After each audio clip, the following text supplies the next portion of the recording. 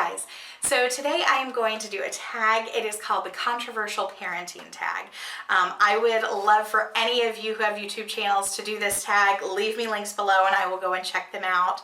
I'm tagging everyone, so I would love to hear your opinions on this. It is controversial. If you are triggered by anything parenting related, walk away. These are my opinions. I'm not going to apologize for them. If you don't want to see it, if you don't agree with it, that's perfectly fine. And I respect your opinions. Please respect mine. So let's go ahead and jump into the controversy here. What are your stances on? So that's how it starts, and it is a series of 13 questions. Pro-life or pro-choice? Personally, I am pro-life. I have an issue with abortion being used as a form of birth control because I think there are so many other forms of birth control out there that you can use other than abortion. And if you do get pregnant, there's also adoption. Now, I am completely pro-choice if it is a situation of rape or incest. If you get pregnant from a product of rape or incest, I do not think at all you should be forced to carry that pregnancy if you choose not to. If you choose to give it up for adoption or raise it as your own, that's amazing and you're incredible. And if you choose not to, that's perfectly fine and that is your choice. And yes, I do believe your body, your choice, I get it, but I think it's too easy to get a hold of reliable birth control. You can go into Planned Parenthood and get condoms for free. You can get the pill. You can, there's IUDs and patches and shots and NuvaRing and, condoms and diaphragms and morning after pill, the Plan B, which is not the abortion pill. I don't know why people don't understand that those two things are different.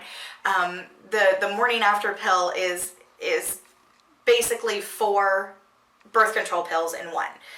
Tries to stop your uterus either from producing an egg or stop it from being able to implant. But it's not a baby that you are aborting. If you take the morning after pill and the egg has already been fertilized, you will still have a baby. And that's my personal opinion. And if you had an abortion as a form of birth control, I still love you. I don't judge you because it is not my place to judge you.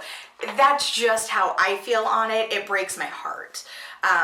But that's such a tricky question. You're gonna get hate either way.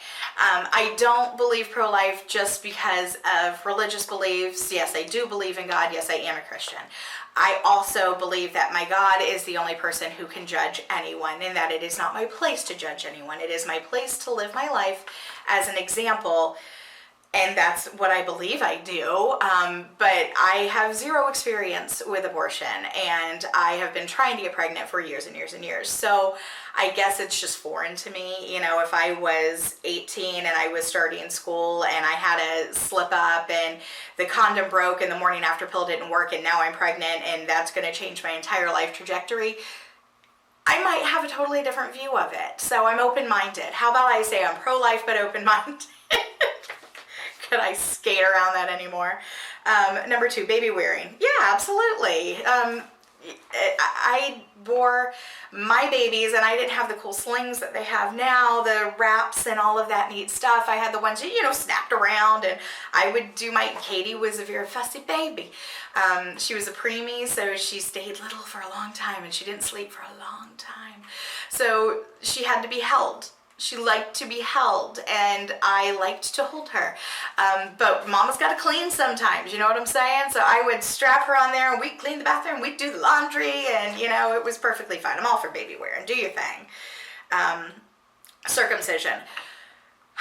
Okay, I have very mixed feelings about this. I think I'm not Jewish, so it is not a religious thing for me. I think it is barbaric for when our sons are born to immediately put them through an unnecessary surgery. It isn't necessary. They don't need to be circumcised. You know what I'm saying? It's not like, oh, you need heart surgery. It's not necessary. It's an aesthetic thing. So we're saying that our babies are born and we immediately have to put them through a cosmetic surgery. And I have a problem with that. There are so many statistics of babies going into shock and dying from circumcisions, from having deformed penises from circumcisions. And of course, we all know that removing the foreskin makes the head of the penis less sensitive. But if I don't circumcise my son, is he going to feel different because his other friends are circumcised? How often are boys around each other completely naked? I don't know. I have girls, and I don't know. I need more education on this before I make a decision. Eddie's on board either way. He doesn't care.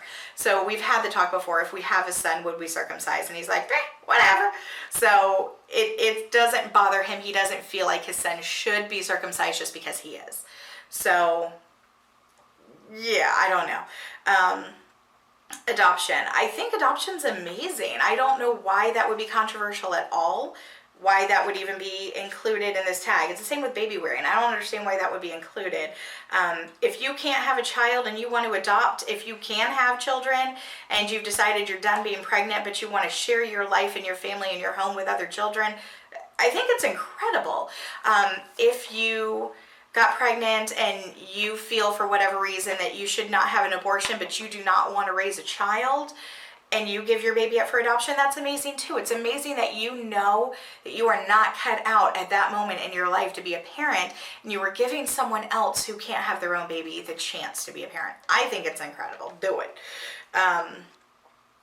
Baby piercing. Oh, so little girl ear piercing. No, See, I fall under that with the circumcision. I always said, no, absolutely not. I'm not piercing my baby's ears. Why am I going to shove needles through them unnecessarily if it's not necessary? So that's kind of where I land with circumcision too. But if you pierced your baby girl's ears, that's fine. I don't judge you. You do you. I'm sure they were beautiful. Breast milk versus formula. I had an issue producing enough breast milk for both of my children. I pumped as long as I could. For Natalie, I pumped for 3 months until she started projectile vomiting everything that I pumped. And I was pumping 1 to 2 ounces in total each time I pumped. My milk just never came in. I did the cookies, I did the tea, I did the beer, I did the things, I went to lactation consultants, and it never came in for me. And I hate the fact that I couldn't breastfeed my baby because I was really looking forward to breastfeeding. So Natalie, one was lazy. She got a bottle too early, and I even bought the ones that are supposed to simulate breast, so it's harder to get the milk out. But she just discovered that it's much easier just to have someone give it to me than to work for it. So she didn't want to do it, and then when she started projectile vomiting the breast milk, I would just cry. I just spent so long pumping that, and there it is, running down the wall. So I stopped with her. Katie tried to breastfeed, but she was 6 weeks early, and she did a great job when she breastfed in the NICU, but then she was so exhausted that she slept through her next feeding, so they wouldn't let me after that. And by the time she was strong enough to try again, she was just used to the bottle, so that was not the thing that she wanted when I put her on my nipple, so she wouldn't breastfeed either. I pumped for her for 4 or 5 months. I don't remember because I was incredibly sleep deprived at the time, but I pumped as long as I could. But then I fed my baby's formula because you know what? If the baby's fed at the end of the day, that you did your job as a mom, and that's okay. I will never shame you for formula feeding your baby if you can't, or whatever your reason is for not breastfeeding. I would have loved to breastfeed. I hope I will be able to breastfeed in the future if I have another pregnancy, if I have another baby. But no judgment. Do you? So, and I don't think this is on here, but breastfeeding in public, do you? Babies gotta eat too. And I think it's stupid that there's so many laws, or there's not even laws, there's so much stigma against breastfeeding in public. I have this debate with my own family members. I don't think it's an issue. It is a perfectly natural thing. It's if you have a problem with it, it's your problem. It's not my problem. I'm feeding my baby here. You know, if you feel the need to stare at my boobs, that you're a creep, not me. You know what I'm saying? I think most people can handle themselves. You know, I think, I don't know why it's an issue. I guess that's where I'm going with that. All right, spanking. Yeah, I do. I spank my kids. And not frequently, not hard. It's the pop on the bottom to catch their attention. It is to catch their attention when they are doing something dangerous. It is not to hurt them. I was spanked as a kid and I am perfectly fine. And I was spanked when I needed it and I deserved it. And it was never about a pain thing. It was never a belt thing. It was, you know what I mean? It was a swat on the butt because you need to listen to me now and you aren't. So yeah, I'm fine with that. Cry it out. I let my kids cry it out when it was not a real cry. And as a mom, you get to know the difference when it's that scream of pain or when it's that, you know, scream of scared or something like that. That's fine. If they're fussing just to fuss, you know, like you need to learn how to self-soothe. And if you can't learn how to self-soothe, if the self-soothe is me picking you up every single time to the point that I can't get things done, it's not functional for either of us. And both of my girls are very independent and can take very good care of themselves. And things like they can get up and make their own breakfast. They can make their own lunch. They know how to do their own laundry. It's things like that where they look for the chances to be independent. And I think it all started from that early age where I made them find a way. You know, they've never come to me saying, I'm bored, because they know, find a way, find something that is interesting to you, find a way to entertain yourself.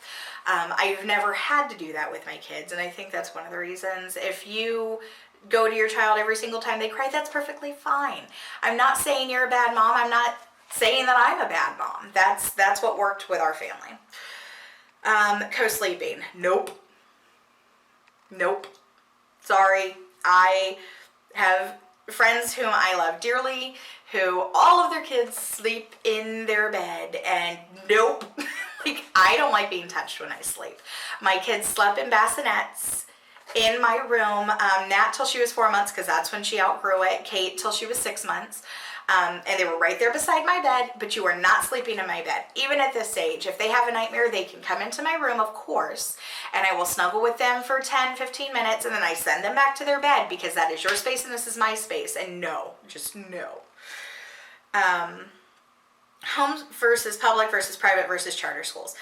Obviously, I homeschool. I'm sure you're not new here. I homeschool my children. They both went to public school. Kate for kindergarten and Nat for kindergarten and first. And we had a bullying problem that administration wouldn't do anything about, and that is why we decided to homeschool. We continue to homeschool because we love the freedom of it. We love the not early mornings. We love the no stress. So we love the vacations on the off season so they're cheaper. We love being together all day long. We love that I can tailor their education to what they are interested in. So I love homeschool. I personally went to private school and public school, and I was fine with both. So if you have the ability and the means and the drive to homeschool your children, do it. It's wonderful. It is a great experience. And if you don't, there's nothing wrong with public school. You do what's best for your family. Vaccinations. Yes, I do vaccinate my children. I will not be doing the HPV vaccination because I feel it's too new. And I don't know enough about it. I will see. I have talked to our pediatrician about it. My girls are too far away to even have to worry about it. But they are a doctor's office where if you don't do the traditional vaccination schedule, they will release you as a patient. So I talked to her about it at their well visit this year, and I said, listen, I don't want to do this. And she's like, that's fine. You don't have to. It is not, we only do that for mandatory vaccinations. So, and I do mandatory vaccinations. I don't want, you know, another outbreak of mumps or rubella, or, you know, I'm perfectly fine with that. So yeah, I'm for vaccinations. They would get the flu shot every year when they were kids. Now that we homeschool, we missed it last year. Not out of principle, just forgot. And nobody had the flu in my house. Knock on wood, find me wood. So I don't know that I'll continue with that, but they say that young children and the elderly. My kids are not so much young children anymore, so I think they're probably okay without it. Medicating children. I mean, if they need it, if you don't feel comfortable medicating your children, if you don't agree with what the doctors say, then don't medicate your children. I'm assuming this means for ADHD and ADD and things like that, not for things like, you know, asthma and diabetes. Obviously medicate, but we homeschool. Katie, I've never had her tested, but trust me, the child has ADD. She cannot sit for extended periods of time. It's just not in her. And it works for us here because she can do a subject and go outside and play, and then she could come back and do another subject and go outside and play. So it really works for us in this situation, and I don't feel the need to medicate her. She was never really a nuisance in class, other than the fact that she would finish what her assignment was, and then she would get up and walk around the class and help other people with their assignments. But fortunately, her kindergarten teacher was amazing and knew either how to redirect her or encourage that behavior, because Katie is quite the leader. She will be a leader when she grows up, so she just kind of let her do her thing. Let's see. And cloth versus disposable diapers. This is the last question. I use disposables with both of my girls. I have gobs of cloth diapers for this next baby or babies. I would like to have 2 more babies. I think at last count I had something like 20 newborn diapers, and I think 76 all-in-ones. Not all-in-ones, but one size that that can change from 8 pounds to 35 pounds. So I am damn prepared for diapering this next baby. Now that I know cloth can be so much cheaper, it is so soft, and it's not as icky as I thought it would be. Most people are like, ew. Well, it's not really ew. You're still gonna deal with poop. You know what I'm saying? It's still, and I bought these liner things that you can put in there that you just flop the poop off into the toilet and rinse that off, and it doesn't end up everywhere. But you're gonna have blowouts where there's poop everywhere. You're gonna deal with poop as a parent. It's just part of life. And it never grossed me out with my girls, so I can't imagine that it would gross me out with another baby. And just the sheer cost of diapers, the sheer amount of money I threw away with poop in it. It floors me. Do you know what I could have done? They say it's something like $4,000 per child to diaper a child through potty training. You know what I could have done with $8,000? Like, that's ridiculous. I have spent, I don't know, maybe $300 for all of my diapers. I either get them on co-ops, some I ordered directly from China, from the manufacturers, all of the inserts and things like that. So, and that will easily do 2 babies. So the cost factor, the environmental factor, the fact that I don't want chemicals up against my baby's most private parts. Same reason I use cloth pads. I don't want chemicals up against my most private parts. So yeah, cloth. Cloth for me, but you know, you do you. I did disposables for 2 children. So, all right. Well, I hope you guys enjoyed this. If you do the controversial parenting tag, leave me a link in the comments below so I can come and watch it and thumbs up your video. And if you enjoyed this, please give it a thumbs up. If you haven't subscribed, hit that button down below, and I will catch you guys next time. Bye.